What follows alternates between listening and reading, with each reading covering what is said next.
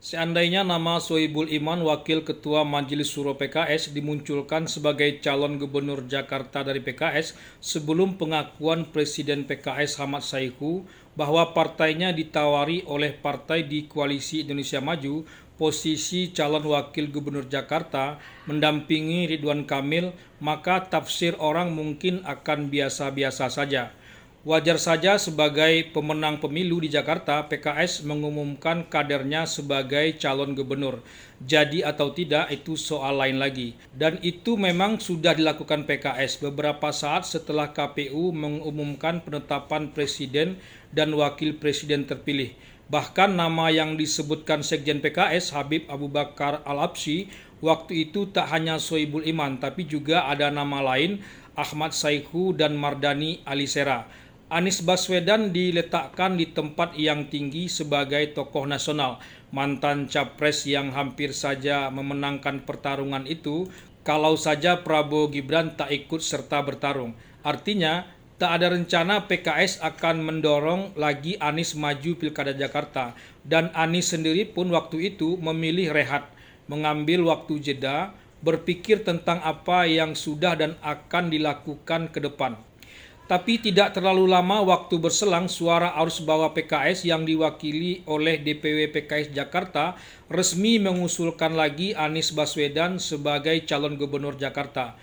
Manuver di tingkat elit PKS pun tak tampak serius untuk mengusung kader sendiri maju sebagai calon gubernur Jakarta setelah pengumuman 3 nama di atas. Di samping Anies pun sudah terlihat mulai membuat narasi-narasi bahwa dia memang akan maju lagi Pilkada Jakarta. Anies baru memantapkan dirinya maju Pilkada Jakarta setelah mendapat dukungan dari DPW PKB Jakarta. Entahlah apakah dukungan dari DPW PKB sudah benar-benar di ACC DPP PKB dan resmi buat Anies. Setelah Anies mantap, justru PKS yang membuat pengakuan bahwa partainya ditawari posisi cawagup dari Koalisi Indonesia Maju. Bahkan tak hanya cawagup, konon PKS juga ditawari posisi menteri dan sejumlah uang pengganti saat Pilpres lalu. Otomatis publik menjadi buncah. Pendukung Anies membuat penafsiran bahwa Anies sedang digergaji oleh penguasa atau Jokowi. Rumor gergaji-menggergaji ini sebetulnya rumor lama yang cenderung memuakkan.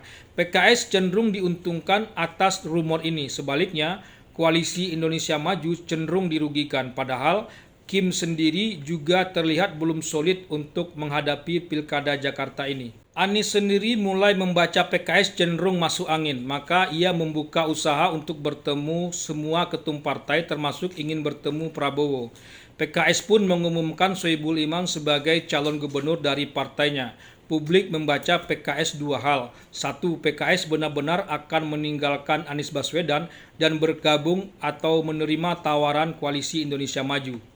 2. Sedang bernegosiasi dengan Anies bahwa kali ini Anies harus mengambil kader PKS sebagai pendampingnya atau tidak sama sekali. Maka pengumuman Sohibul Iman sebagai calon gubernur murni tawar-menawar politik belaka.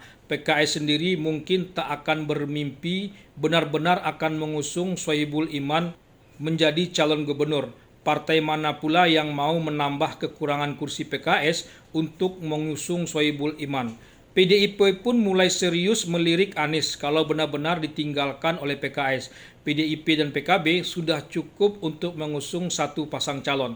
Tapi apakah PKB benar-benar berani berada di luar pemerintahan bersama PDIP? Bisa jadi salah satu akan ada yang zong, tapi entah siapa. Anies kah, PKB kah, atau PDIP kah, atau justru PKS sendiri, entahlah.